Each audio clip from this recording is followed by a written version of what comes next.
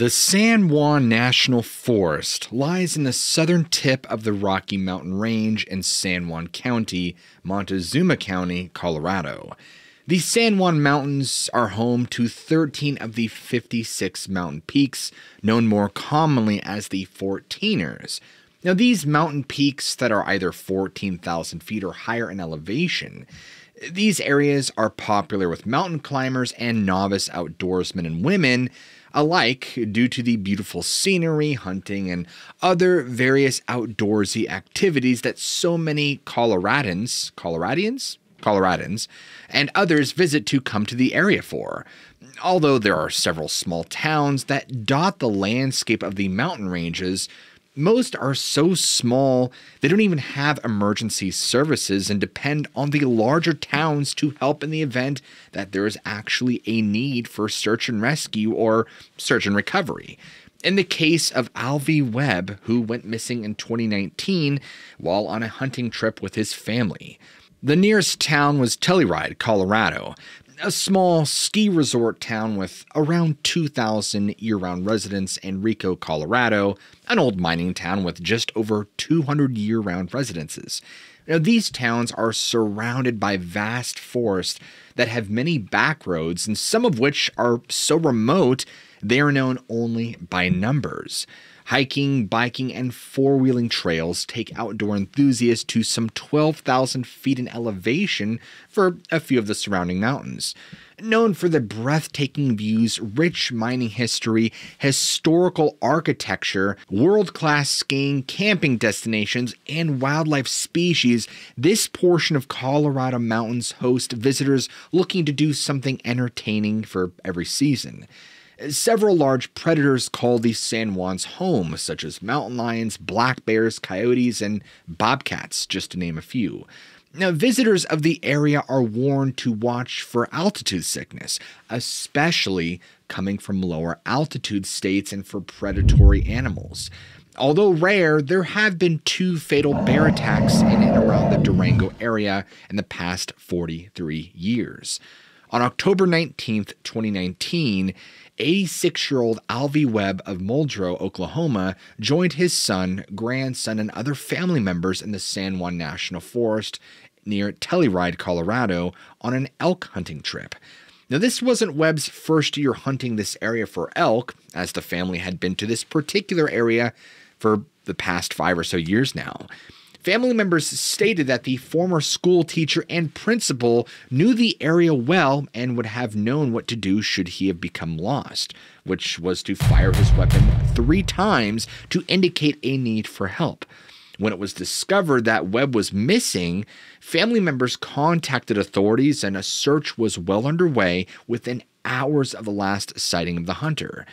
Altitude sickness and animal attacks were quickly dismissed in the case of missing Alvy Webb, as after a 5-day extensive search with air support, canine units, National Guard, and the countless friends and family that joined the search efforts, turned up nothing of any significance.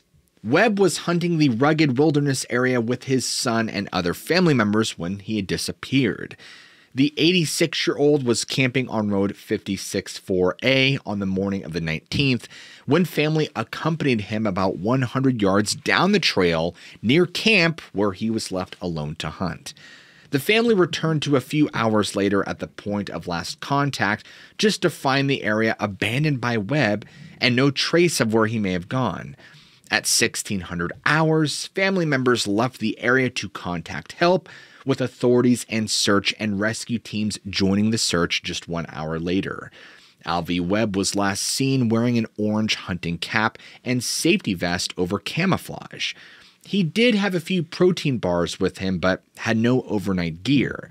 Webb did have some issues with walking long distances, but wasn't reported to have any other mobility issues and was said to be very mentally sharp. Now, search and rescue teams were joined by 2 Black Hawk helicopters, as well as the Montezuma County SAR team, horse teams, and other emergency personnel. By the following Monday, 25 volunteers had all joined the search, walking just feet from each other, covering several square miles of the area around Webb's last known location. The sheriff was quoted as saying that not even a boot print was found. After 5 days of extensive searching, efforts were scaled back due to worsening weather conditions and not finding anything. Family members stayed in the area to continue looking for the missing man, but were never able to locate him. And 86-year-old Alvy Webb remains missing to this day, without a trace. Now, if you have any information regarding this case, please contact the appropriate county sheriff's department at 970-565-8452 and reference Alvy Webb. Now, on July 17th, 2022, 22-year-old Daniel Lamtack of Salt Lake City, Utah, had gone camping with friends at Mullis Pass in San Juan County, Colorado, in the southern Rocky Mountains. Now, Lamtack had hiked the Mullis area before, but on the 17th, friends say the 22-year-old went for a hike and never returned. Now, here's a timeline of events as they unfolded for the missing endurance race volunteer. July 17th, 2022, Daniel Lamtack tells friends he's going for a hike near the Animas River, which at the time was experiencing heavy flooding due to seasonal monsoon rains, and he never returned. On the 18th of 2022, Lamtack's phone is found on the Elk Creek Trail by hikers.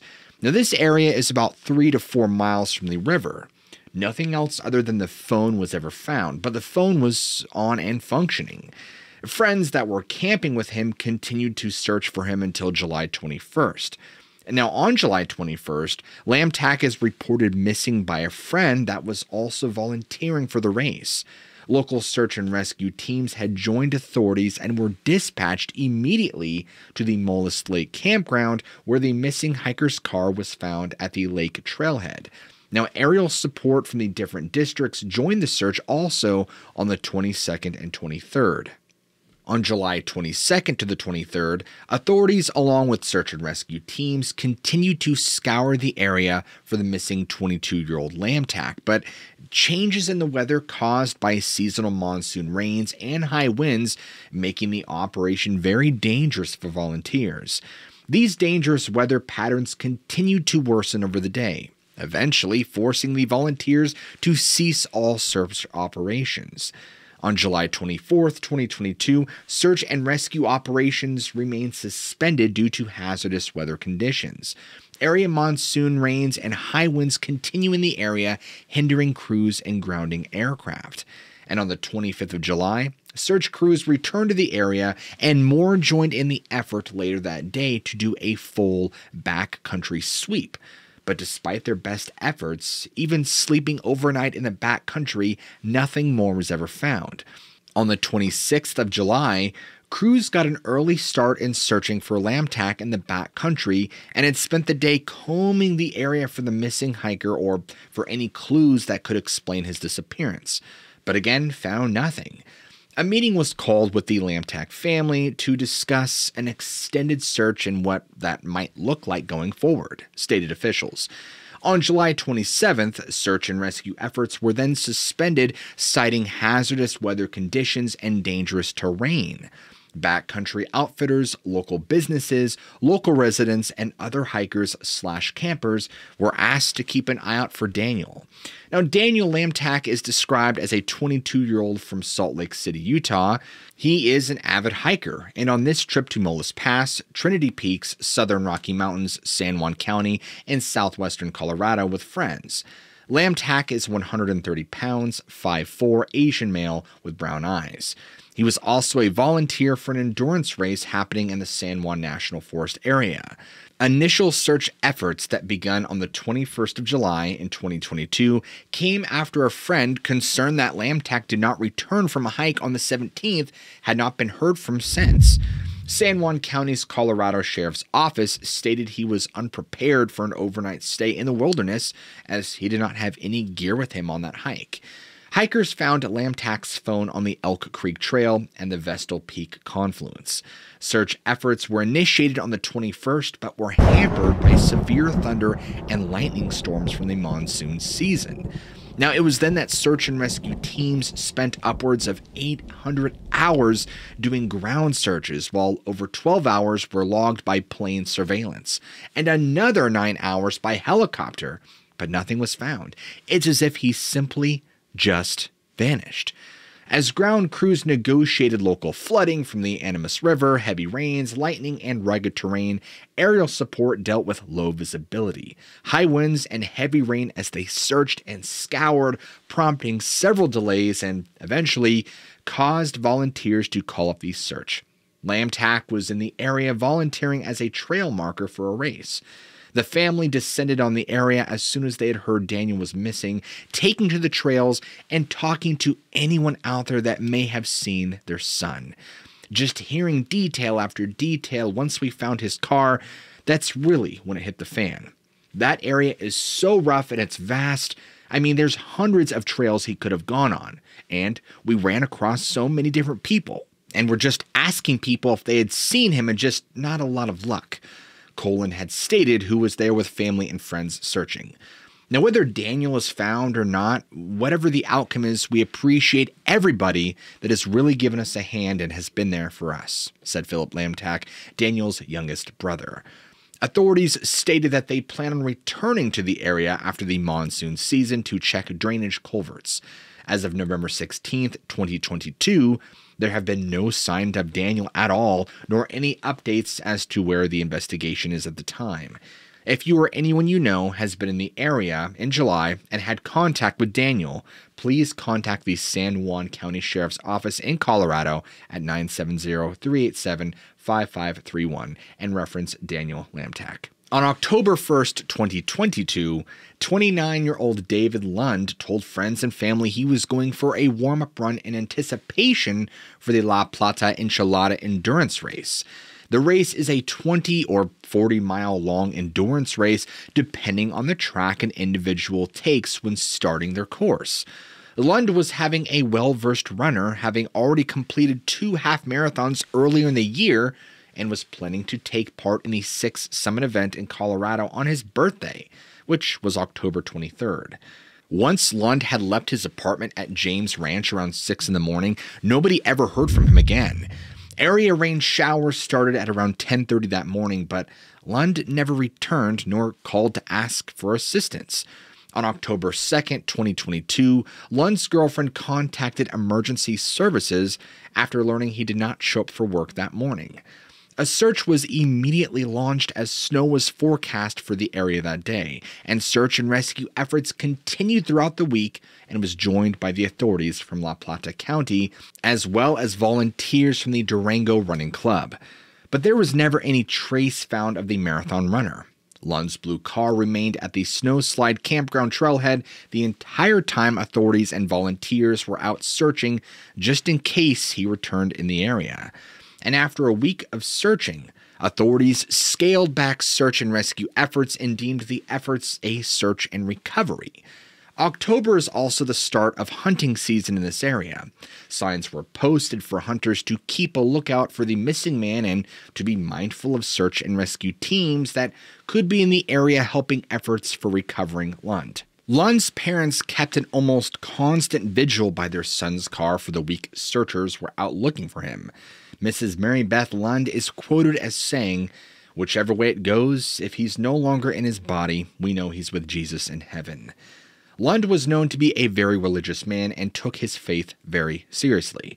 His 30th birthday was going to mark a special time in his life as he is running in a 6th Summit race to raise money for a boys' ranch that helps at-risk youth find a better path in life.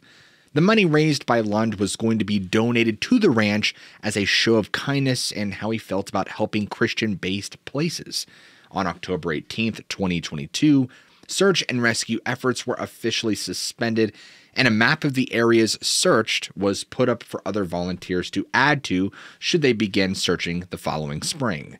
As of November 26th, 2022, there have been no official updates to David Lund's case. However, there was a celebration of life vigil held by his parents on November 3rd. Family and friends of David gathered at the Gospel Church to remember the endurance runner and faith-driven man. Many friends spoke of Lund's faith and dedication to work and helping others. The high school valedictorian was from North Dakota and spent time working with at-risk youth, loved life, and was remembered for his kind heart. Lund was described as a Caucasian male that was tall with red hair, eye color unknown, last seen wearing red running shoes and a brown baseball cap. If you were in the area on October 1st or hunting in the area that month or since then, and you think you might have seen something that could be connected to his case, please contact the La Plata County Sheriff's Department. On June 11th, 2022, volunteers had gathered along with friends and family members at Centennial Park in Montello, Nevada, ready to search for missing 19-year-old Dylan Rounds, missing since May 28th of the same year. Now, Rounds has been living in Lucin, Utah, also known as Umbria Junction. Lucin is a ghost town in the northwest corner of Utah, near the Nevada border that was abandoned in 1990 and has a population of 1. Rounds was farming grains while attending Rigby High School in the remote area where he lived alone in a small travel trailer.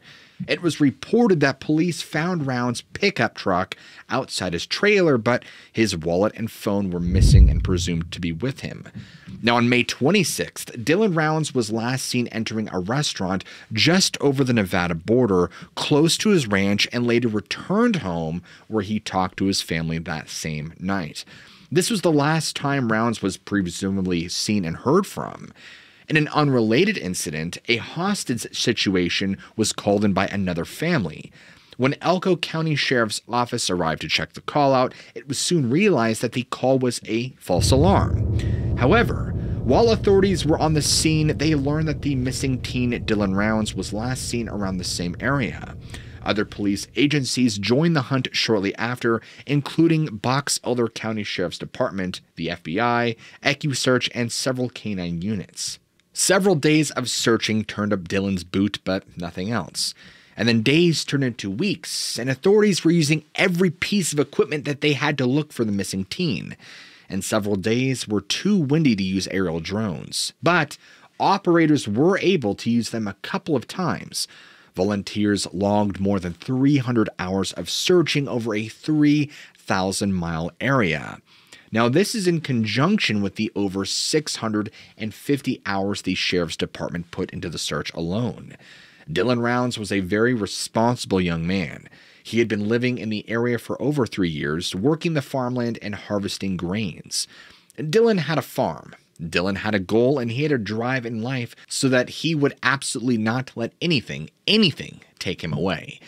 This is a kid that the last 3 years has been out in the desolate desert tearing out new ground, stated Candace Cooley, Rounds' mother. She also said that Dylan had farming in his blood and was working his land when the other guys his age were out partying, dating, playing video games, and on social media. Not Dylan, though. He was very determined to succeed as a farmer. Rounds' farming boots were also found near his home 100 yards away from his truck by police. Now, these boots were his favorite footwear, and he was always wearing them. For the boots to be found without Rounds was not a good sign. By June 16, 2022, authorities were seeking help from the public locating the missing teen. Cooley said that she suspected foul play, but said doesn't know who would want to harm her son.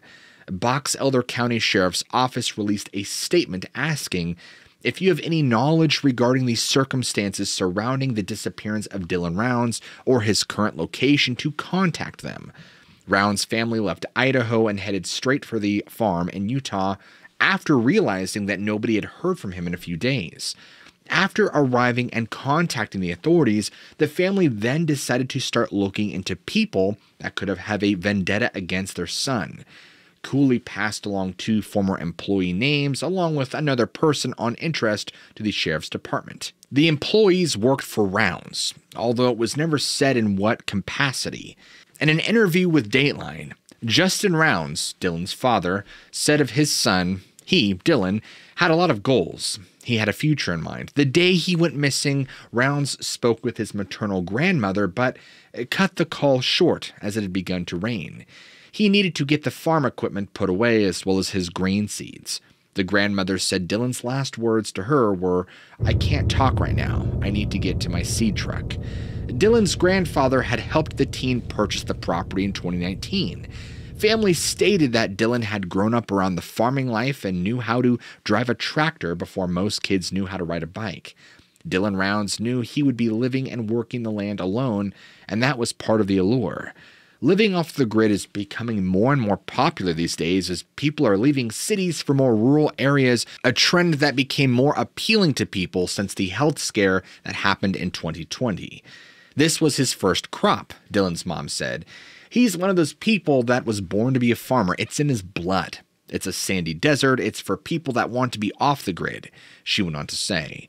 Now, Dylan returned home to Idaho to visit family often and to shower as the trailer he was living in didn't have running water. However, Rounds had not been home in a while as his crop was about to start sprouting. He was so excited, he said, "Mom, I'm about to get my first crop this year." Cooley recalled her son saying. May 26th was the last time either parent spoke with Dylan. And on May 30th, Candace received a phone call from one of Dylan's best friend by the name of J.D. Wild.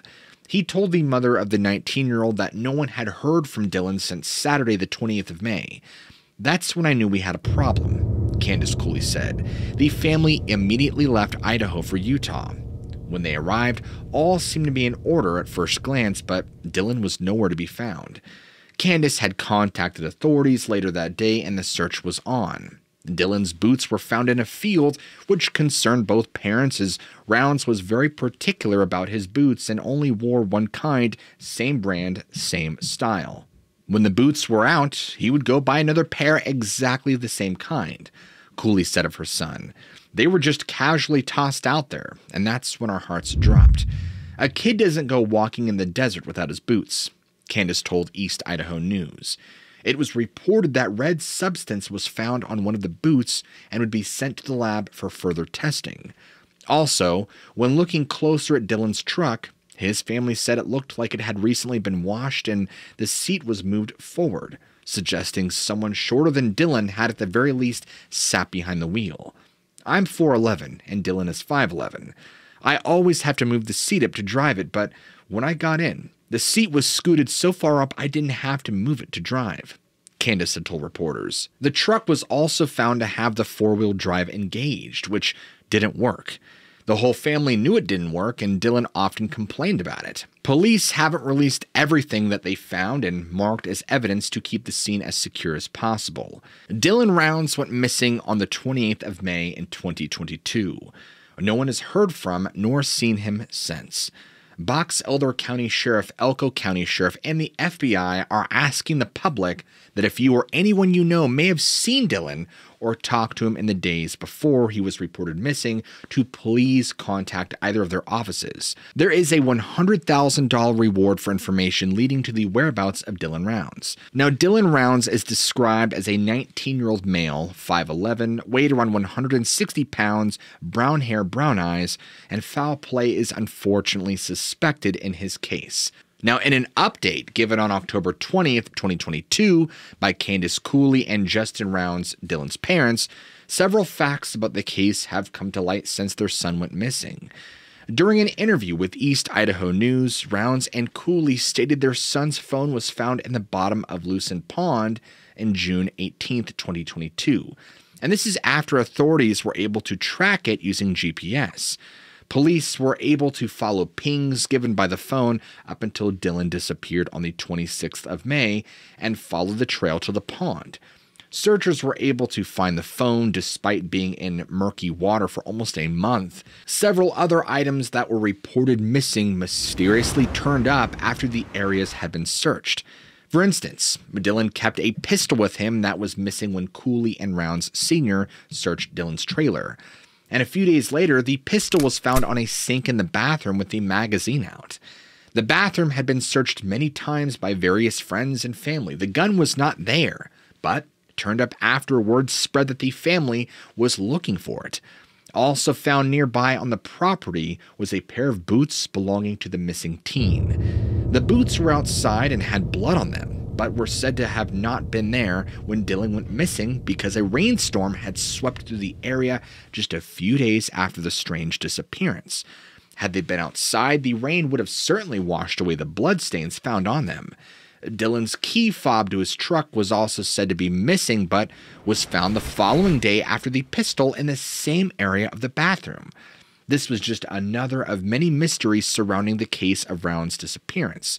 Cooley and Round Sr. named a suspect, but because they haven't been officially named by the police, the name cannot be released.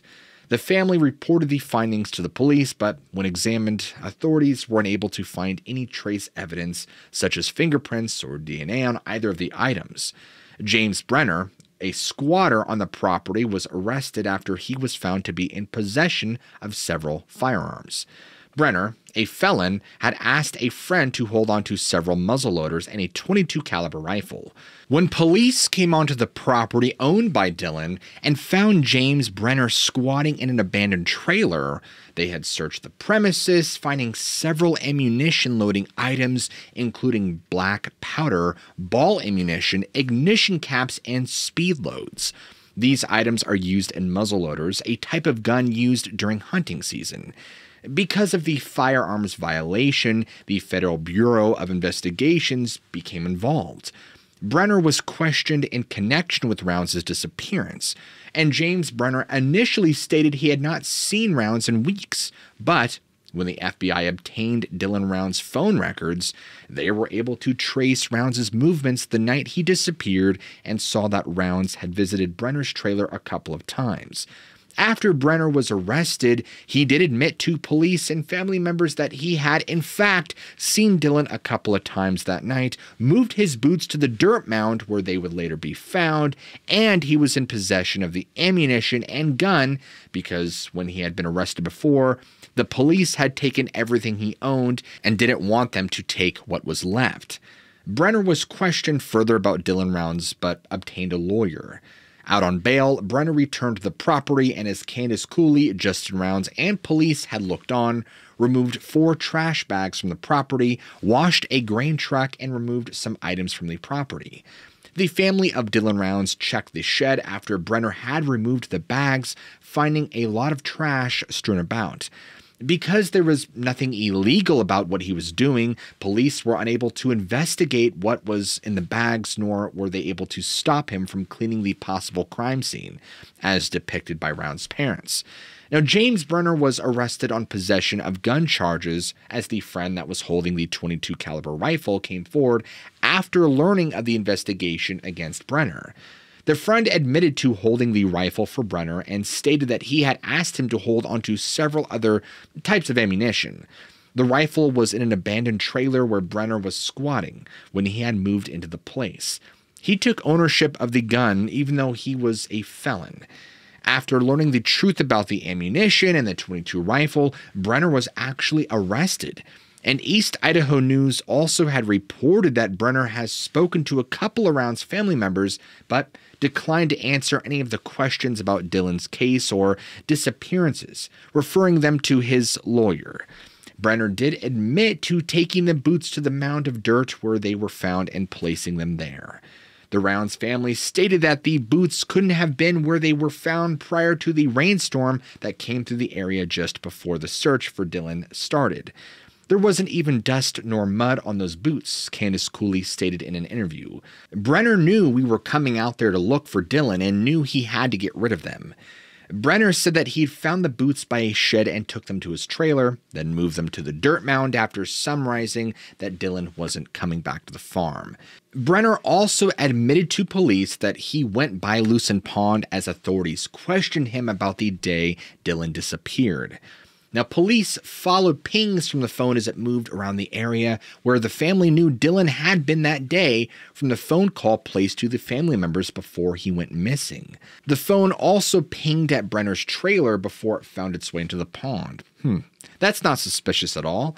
Brenner told authorities that he had not seen Dylan Rounds in months or weeks, but police knew that wasn't true because of the phone being at Brenner's trailer via GPS pings. Now, in the initial search, police took pictures of the inside and outside of his trailer.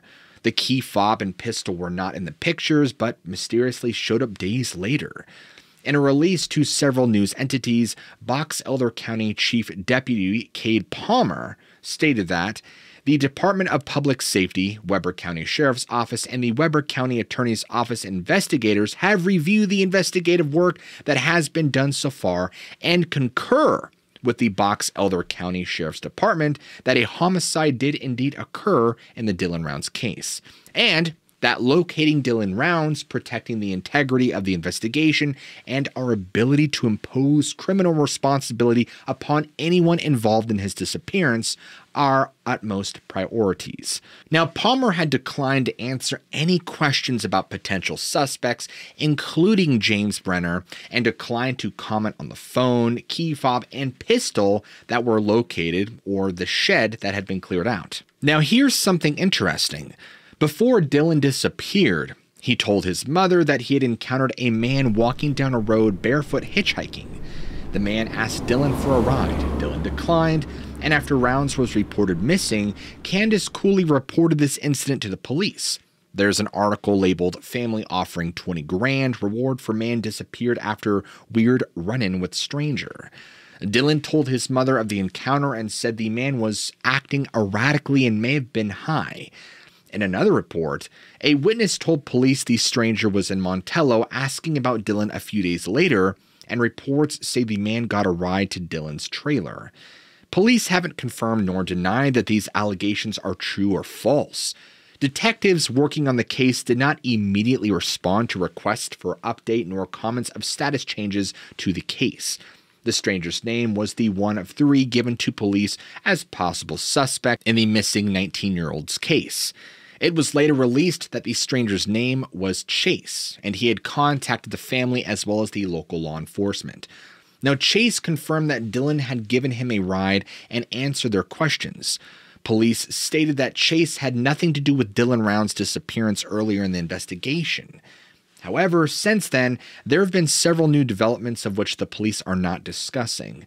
They did go as far as to say that Chase Venstra, the man that was acting erratically as reported by Dylan to his family, had also been arrested on gun charges and was named a person of interest in the case after June 6, 2022, after the FBI took over the case and named James Brenner a person of interest. Now, Venstra was also arrested on gun charges. It was after his arrest that he was cleared by police and the FBI. Venstra was also a felon in possession of a firearm, but was cleared by authorities in July. Brenner still remains the main suspect in the disappearance of Dylan Rounds.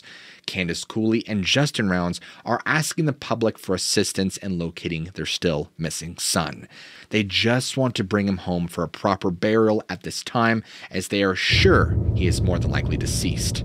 As difficult and hard as these cases are to discuss and talk about, I just want to give the utmost respect and privacy to the families involved, and that we hope and pray that these people of who I talk about in these missing persons videos actually get found and find some sort of resolution. And while I normally talk about monsters in the woods and legends and folklores, I wanted to use my large audience to bring attention to these missing persons cases in hopes that they'll actually at one point be found, or that the families could actually have solace in knowing what happened. And of course, I want to know what you guys think. So be sure to let me know down in the comments below. I would love to hear your thoughts and opinions. And if you guys enjoy content based around the supernatural and mysterious, including stuff like missing persons like this, please go ahead and slap that like and subscribe button for content very similar to this one.